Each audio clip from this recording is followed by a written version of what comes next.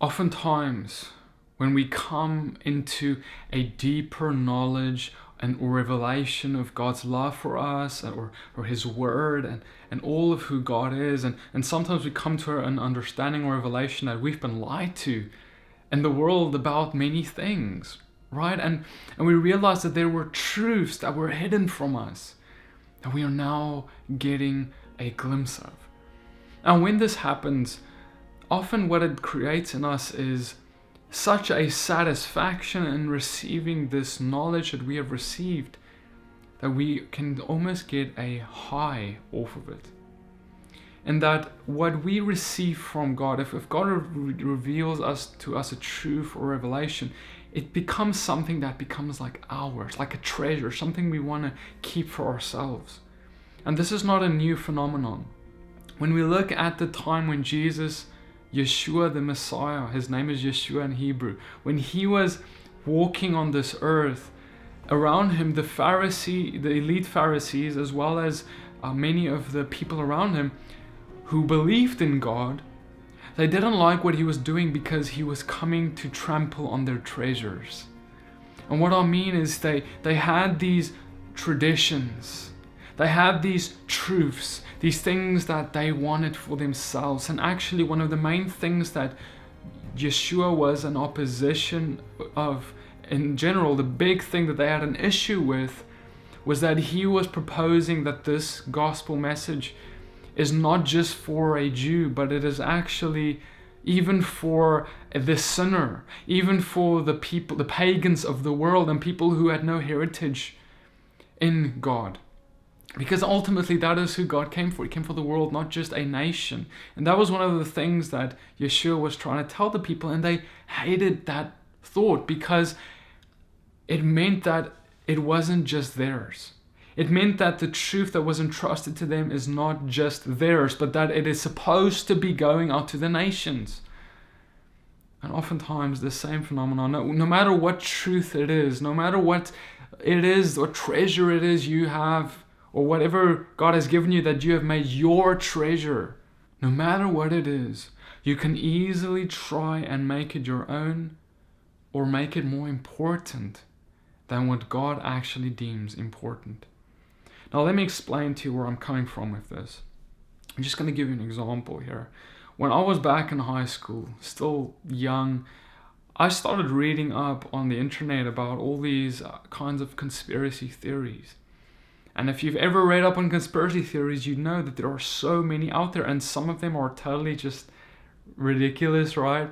And there are some others that are like, wow, this is actually plausible. And sometimes people even have evidence for why they believe certain things of what has happened and conspiracies. And these are mysteries. These are interesting things. These are like nuggets of knowledge, if you will. And this was, for example, something that I really started digging into a lot. And I became obsessive about it. It became something that consumed my days and my free time. It was like my thing. Like I would read up on all these things. And mind you, I was a believer. I was someone who loved God. I was a Christian. I was young and naive, but I was a Christian. And these things took my time. And I actually started taking the things that I was learning and sharing them with my friends and people around me. And I was showing them these crazy things that the enemy, Satan, is doing in the world. And hey, on a lot of the things I may have even been right in that it was truth. It was things that were going wrong in the world and people needed to hear about it. That was what I believed, and it may have even been true that it was truth what I was sharing. But there was something wrong. In the midst of sharing all these truths about the evil, about things that were happening in darkness, I neglected what was happening in the light. I neglected sharing the simple gospel.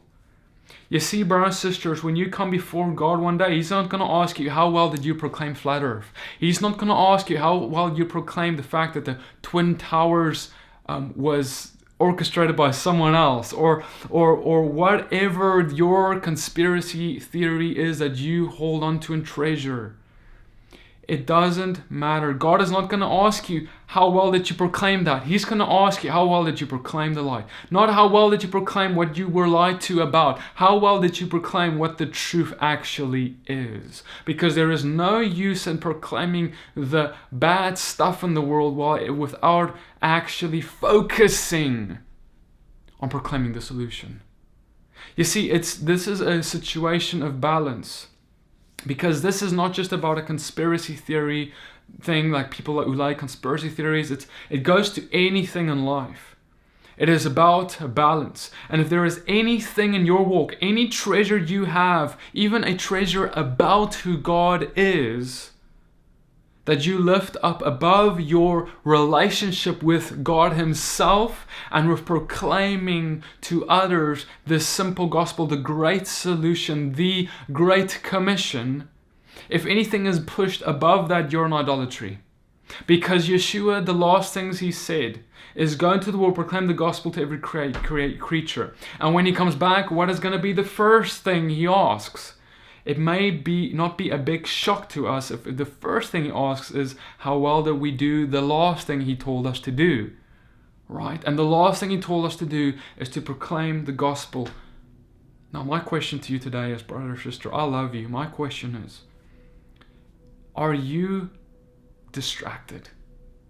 You see, I am not pushing down that there are conspiracy theories or traditions or things that are important. I'm not saying that these things that what you may have in your heart is not important.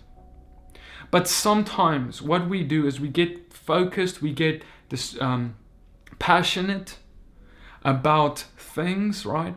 And when we get passionate about this thing and it becomes our treasure, becomes this thing we hold on to and we love and cherish, what we try and convince ourselves and others of is that this thing is as important as it is to us as it is to God. You see, the fact is, brothers and sisters, we get distracted. The fact is, there's many things in this world that is not as important to God as we think it is. And what I mean is there are many things are important. And there are many things that God, Yeshua, when Jesus came, what He could have talked about in the flesh. There's many topics, many deceptions, many things that is wrong with the world. There is an unlimited list of things that He could have talked about and that we can talk about. But what did He talk about? The good news, the kingdom of God, salvation, freedom. And He was an agent of deliverance on this world. He administered freedom wherever He went, and then He told His disciples to do the same. He could have talked about your flat earth. He could have talked about your conspiracy. He could have talked about your whatever it is, insert the blank that you are passionate about. But He did not. Because there was something more important that people need to hear. Back then and just the same today. It didn't change. It's the same thing. People need to hear the gospel, the truth.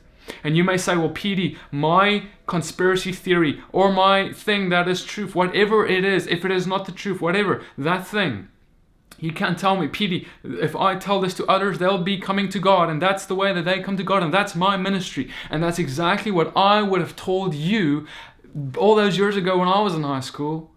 Because I said, I was convinced in my heart, I convinced myself, I tried to convince others that these things that I was proclaiming to others was the thing that will bring them to the gospel when they see all the deception that's happening in the world. You see, brothers and sisters, the reality is, there are many things that can bring people to God. There are people who have come to God at Mecca, while running around Mecca, while going to Islam. The second most holy site of Islam. People there have had dreams and encountered Yeshua, Jesus, and they have come to Him when He has encountered them there. Does that mean we need to take everyone to Mecca because that's where they're going to encounter Jesus? Is that how we're going to do this thing? No. It is not by proclaiming them about the darkness or showing them the darkness or taking them to the darkness like a place of that or anything like that. That's not how we show them the truth. You can get the gospel in many ways. People can come to Christ in many ways, but just because they got to Him in that way does not mean that is the way that we ought to use to proclaim the gospel to them. How are we to proclaim the gospel to them? It's very simple. in the same way that Yeshua did. Don't come and tell me that you have your ministry. If your ministry is different from his, you have a ministry that is not in the gospel. Because his ministry is our ministry. The ministry of reconciliation, of bringing freedom to the world. There is no other ministry in this world. You can have different forms. We have different gifts. We have different strengths in how we accomplish that, of course. But what we communicate to people to get them in is the same thing, that he is the truth. And let me just say that, don't twist my words. I'm not saying that, these other things aren't necessarily important. I'm not saying that. Some of them are just foolish. Others are not. My point is, I'm not just saying all of them are unimportant and we ought not to even look at anything else. I'm not saying that. What I am just saying is, what is your balance? What is your focus? What are you talking about in your days? Brothers and sisters, listen to me. Not long ago, I was at an event. There was a brother who God led me to pray for him. Okay, he had a problem. I prayed for this brother and he got healed. God, by his mercy, God healed him. Not me, God healed him. Miraculous, crazy healing happened instantly to this man. And this man was so overjoyed that he ran to his friend and he said, "Brother, look what happened. That God did this for me. Look. And he's showing his friend the miracle that has happened in his life. And what does his friend say? He says this: "Wow, brother, that's cool, that's nice." And then he turns to me and he says, "Well, and what do you think about this about flat earth? And that about flat earth? And that about flat earth?" And he totally misses what God has just done here. And he is doing the work of the enemy by trying to distract from the glory that God is supposed to receive. So you see how something that someone is passionate about, and it can be anything, brothers and sisters, can become something that is actually in opposition to the gospel when it becomes more important than the gospel, more important than giving God glory, more important than what God is doing in this moment. You see, brothers and sisters, we need to be careful with all these other things so we can be focused on what he was focused on. And as for me and my house, we're not going to waste our time on things that Yeshua didn't waste his time on. We're not going to talk about things over and over again and have that as all we ever talk about, while we rarely talk about the actual thing that Yeshua did for us. That is supposed to be what comes out of your mouth most of the day, not these other things. Then we will be focused. Then we will walk like he did and his disciples. Only then.